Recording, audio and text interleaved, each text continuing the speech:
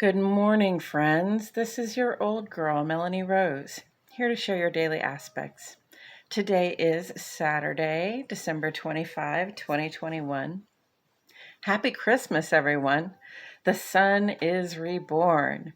We have made it through the 3 longest nights of the year, and though the weather may continue to get colder, we can observe that the days are getting longer from here, which promises us warmth and life to come in the months ahead. This is truly a reason to celebrate, for without the sun's light, there would be no life as we know it. The sun is in Capricorn, which places an emphasis on family and traditions. Everyone does family a little bit differently, but it is important to connect and share with those people who are dearest to us. Some of us show up for long-standing traditions, while others of us create our own different ways to celebrate. Either way, the day will come with some cheers and some challenges, and the fact that we are alive to face them now on the day of the sun's return is truly a reason to be thankful. The moon is in Virgo all day today. Virgo is an earth sign ruled by airy, fast-moving Mercury. Communication, planning, and being ready to put it all into action are the hallmarks of Virgo. Don't be surprised if it's one of those very busy, information-packed kind of days. And the waning gibbous third quarter phase energy of this moon asks us to refine our plans and our lists regarding what we are prepared to release, which we will begin to do this Sunday with the third quarter moon in Libra.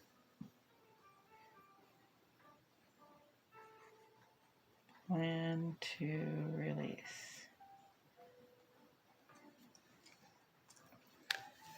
Okay, let's take a look at these planets and aspects before we get into the interpretations. I have prepared a legend of the symbols we'll be looking at today so that we can start with an idea of some of the energies that are in play. Of course, we start with the sun. The sun represents our outer life. This is who we are when we step out the door, the person that people get to know when they meet us for the first time, and also how we come to engage in our social, civic, and work settings. The moon relates more to our inner life, and this is more like your relationship with yourself. So the thoughts, feelings, and intuitions that we have, as well as how we come to engage in our domestic sphere. Mars is on the page, and that represents a person's initiative, that fire under each person's butt that drives them to do what they do. Chiron is here and represents our healing. Venus represents our treasures, or how do we relate to those people and things that we love the most. Pluto represents depth, extremes, like the high highs and the low lows of our experience. And Mercury represents the intellect. And generally that means the day-to-day thoughts, plans, and communications that we make, as well as the running around that we do. Neptune is about our relationship with humanity. Saturn represents those structures that we maintain to support ourselves and our loved ones and our responsibility to those structures. And Uranus usually comes around and asks us if we can do things a little bit differently. And so some change will possibly come about. And down here on the page, we have Jupiter. Jupiter represents growth, and it's going to make ingress to Pisces, which we'll talk about. So with all of that said, I have divided our aspects into 2 columns, one for each of our luminaries. The moon sheds light on our inner lives, and it sets the tone for our emotional experiences and our domestic relations. The moon moves very quickly, creating many brief aspects that represent ambient energies that may produce moods and other internal experiences for us throughout the course of the day. The sun sheds light on our outer lives, and I address the rest of the planets on this side because these aspects take longer and they have more of an impact on our actions and interactions out in the world. And we start with the sun today. In our ongoing column, we have Venus retrograde and Venus conjunct Pluto. Venus is in retrograde through January 29. Venus and Pluto have been making a conjunct that amplifies the effects of both our love and money habits and the high highs and the low lows of our experiences. And Capricorn is heavily involved here. You see Venus, Pluto, and the Sun are all in Capricorn right now. The theme of this retrograde and conjunct may have more to do with our work and finances than our love lives. Do you have work that you treasure? Or is it the money that makes it all worthwhile? There's no wrong answer. We all get to seek the right balance of work and compensation to hopefully live a life that satisfies. And either way, a bright spotlight is being shown on our habits and our approaches to our finances. This is the time to take notice when something we're doing isn't working. Now, I am no master of money management, so I won't be handing out any sage advice here. If you cannot see where your habits are hindering the state of your treasury, you may be able to realize some manageable thing you can do to help it along. Sun in Capricorn says put in the work, while the moon in Virgo invites us to look at our plans and see what can be refined. Also, in the ongoing column, we have Saturn square Uranus, which will be here with us through the 6th of January. This one's just through the 29th of this month. So Saturn is the planet that rules Capricorn, and Capricorn currently rules the day.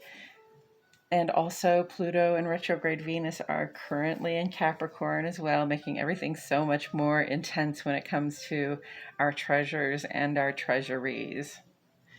Now, Saturn is in aspect with Uranus, and we may find ourselves under some pressure to do things differently when it comes to our responsibilities to the people and networks we rely on for support and uplift. The aspect is square, which indicates we're likely to meet some challenges. As it relates to the retrograde Venus conjunct Pluto energies, Saturn square Uranus brings in a theme of rebellion against the status quo. The desire to make changes in our family and professional cohorts is about to run up against the desire to keep things the way they have been so that everyone knows what to expect. And of course, change is inevitable. A lot of it will happen just by our waiting to see what comes up.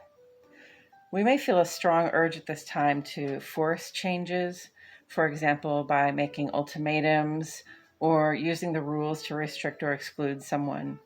It is important, however, at this time to remain dedicated to self-review and to make no firm commitments to end or begin something that we have come to rely on until after the retrograde. And today, Central Standard Time, friends, at 4:37 a.m., Mars makes a trine with Chiron, and this brings an energetic boost to our healing resources at this time. We perceive that there are things we can do to help ourselves improve physically in our hearts and minds, and even in our ability to connect with others. Seek out that positive, active outlet for whatever frustrated or unhealed energy you've been harboring. This aspect takes about 4 days. Seeking outlets for healing and improvement.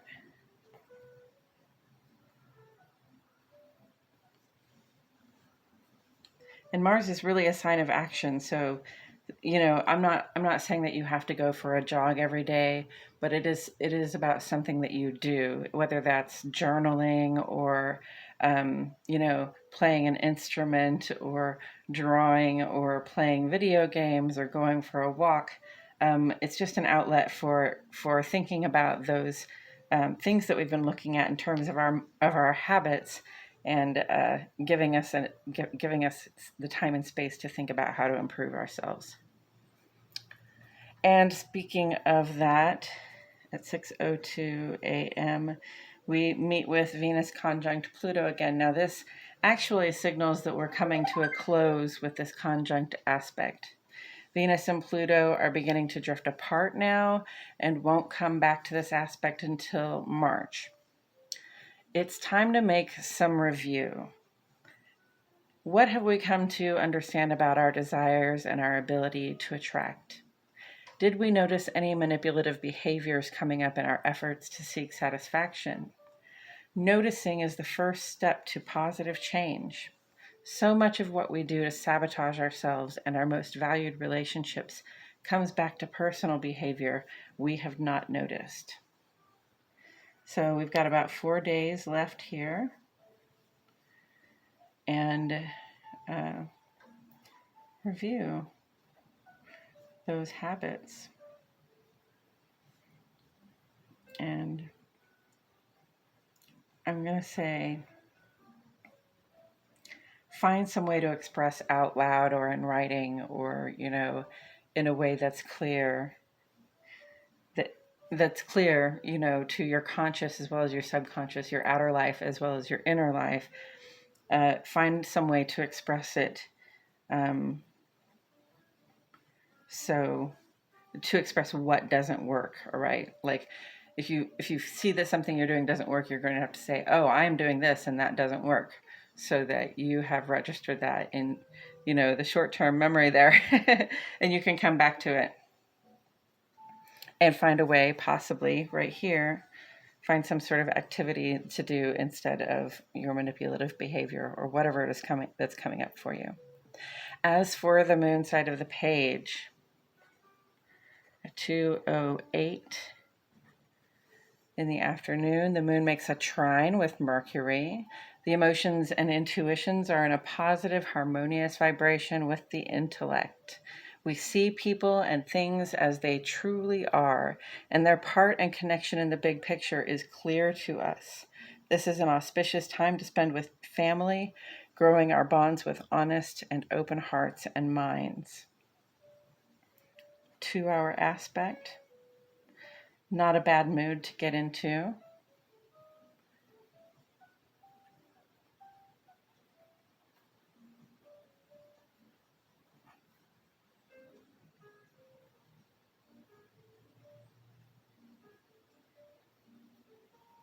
Communication, bonding, and seeing clearly.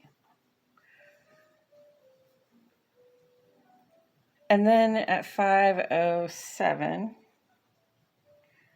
and by the way, if this is Christmas Day and you're planning to get together with family, I would pay attention to this stuff as it's coming up, because it's all very germane to our traditions and our families and the structures that we lean on for support. At 5:07 this afternoon, the moon runs in opposition to Neptune. That's your inner life in opposition with your relationship to humanity, right? And it's just a 2-hour aspect, friends.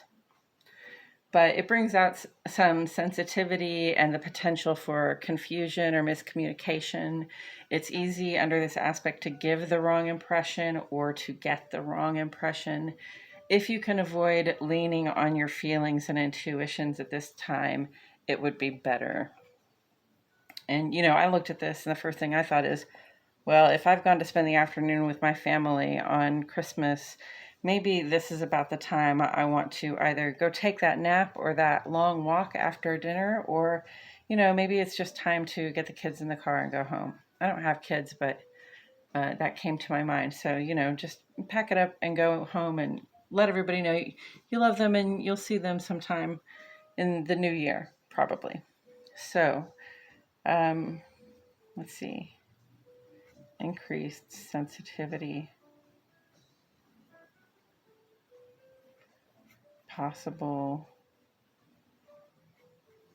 confusion.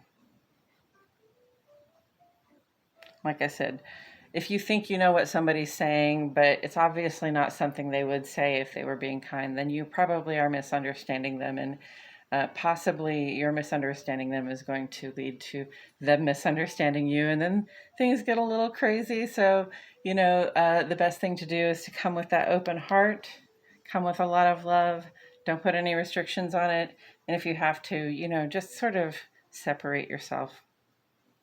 It doesn't have to be permanent. This Sunday, the third quarter moon in Libra will invite us to balance what we have against what needs to be released and to begin letting go of those things that no longer serve us. Next week, Mars will make aspect with both Saturn and Uranus. Jupiter will make ingress to Pisces, bringing a sense of expansion to our creative endeavors. And the new moon in Capricorn, the new moon in Capricorn next Sunday will invite us to begin setting intentions for the coming weeks. And we will talk about these things and more as they arise. That's it for today, friends. This has been your Daily Aspects, an astrological weather forecast for Saturday, December 25, 2021. If you have any questions or comments, feel free to leave them in the comments section below. And if you haven't already, please like my video and subscribe to the Old Girl channel. I will leave this up here for a little bit longer so that you may have time to look it over. Thank you all so much for being here with me today. My name is Melanie Rose, and I will see you back here tomorrow for more Daily Aspects.